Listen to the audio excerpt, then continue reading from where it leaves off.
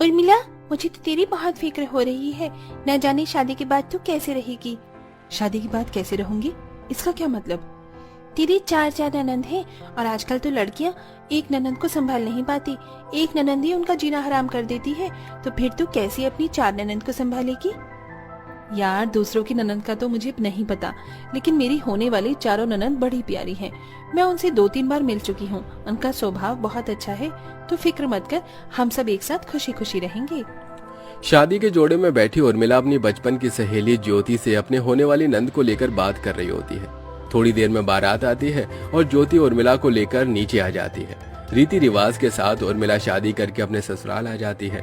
उर्मिला की सास अपनी चारों बेटियां और बेटे एक साथ छोटे से एक कमरे वाले घर में रहते थे, इसलिए अब उर्मिला को भी सभी के साथ एक कमरे वाले घर में ही गुजारा करना था।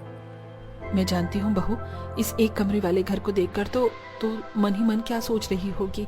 आज तो तेरी शादी की पहली रात है और आज के दिन ही तुझे हम सबके साथ रहना होगा। तू फिक्र मत कर, ऐसा कुछ नहीं होने वाला है। मैं अपनी पड़ोसन के घर पर आज रात सो जाऊंगी और तुम चारों भी मेरे साथ चलो।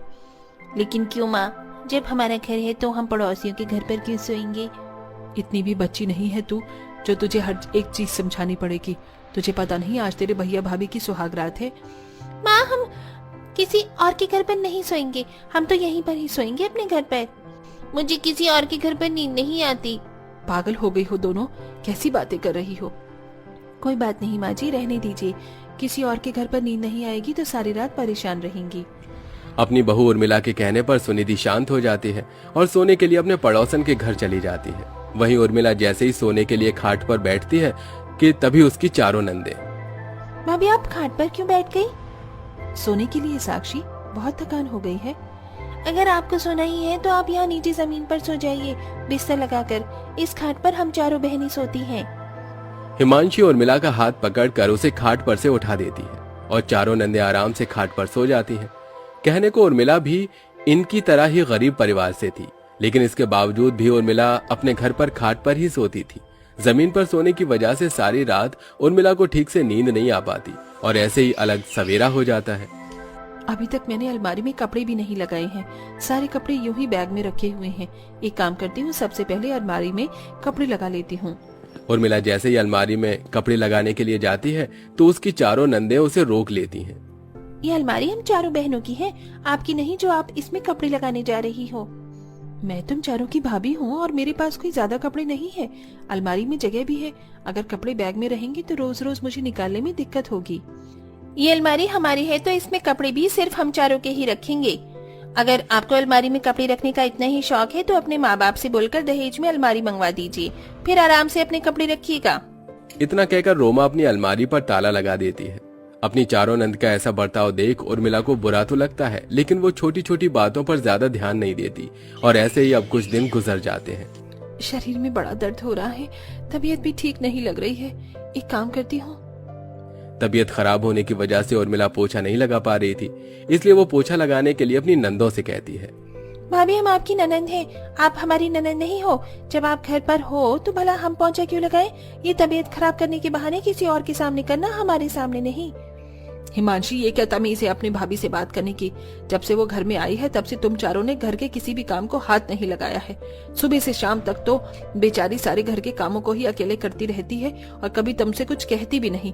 अगर एक दिन तुम पोंछा लगा लोगी तो क्या हो जाएगा। हमारी सभी सहेलियों की भाभियां उनसे बिल्कुल भी काम नहीं करवाती हैं, बल्कि उनकी दिन रात सेवा करती हैं। इन्हें भी तो हमारी सेवा करनी चाहिए। अपनी नंद और सास में इस तरह बहस होता देख बेचारी उर्मिला किसी से कुछ नहीं कहती और खुद तबीयत खराब में भी पोछा लगाने लगती है। जैसे जैसे समय गुजरता है वैसे वैसे उर्मिला अब अपनी चारों नंद से काफी ज्यादा परेशान होने लगती है। उर्मिला की चारों नंदे उसे इस कदर परेशान करने लगती हैं, चैन से उसे 2 निवाले रोटी के खाने नहीं देती। आज मैंने तुम चारों की मनपसंद की भिंडी की सब्जी बनाई है। उर्मिला अपनी चारों नंद को खाना परोसकर जैसे ही खुद खाने लगती है कि तभी, भाभी, हम चारों ने अभी पहला निवाला खाया है, नहीं कि आप चरने लग गई।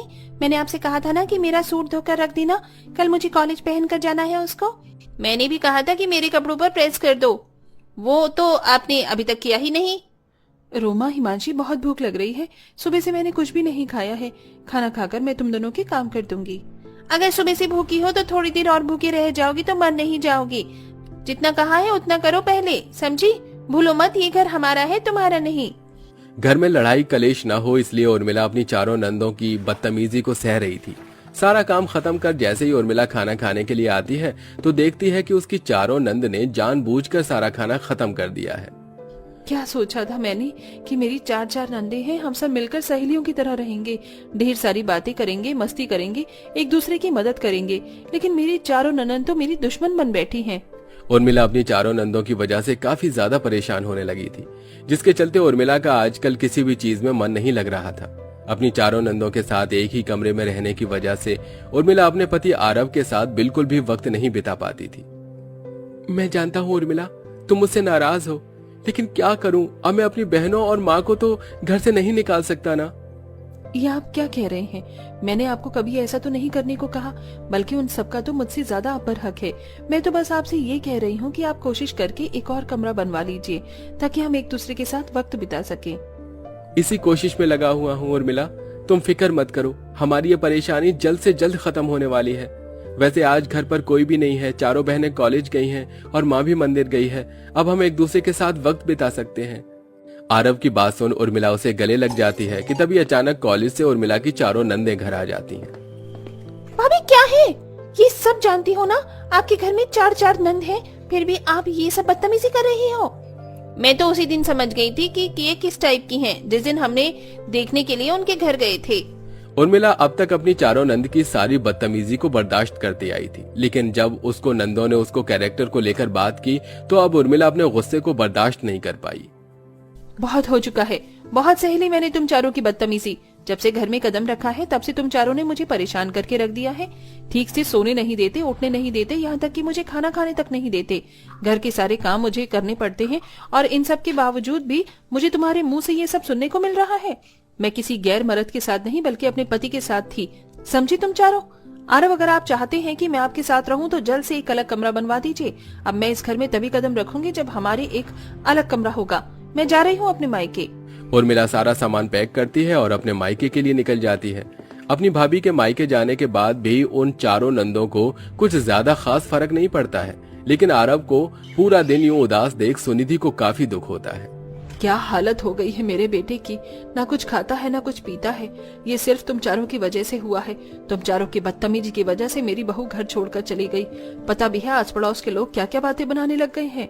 छोड़ो ना माँ, इन चारों को इनसे क्या, इन्हें तो बस अपनी मनमानी करनी थी जो इन्होंने कर ली। अब भाई का घर बसे या टूटे इससे इन चारों को क्या मतलब है। अपने भाई की ऐसी बातें सुन चारों नंद को काफी ज्यादा बुरा लगता है और साथ ही अपनी गलती का एहसास भी होता है।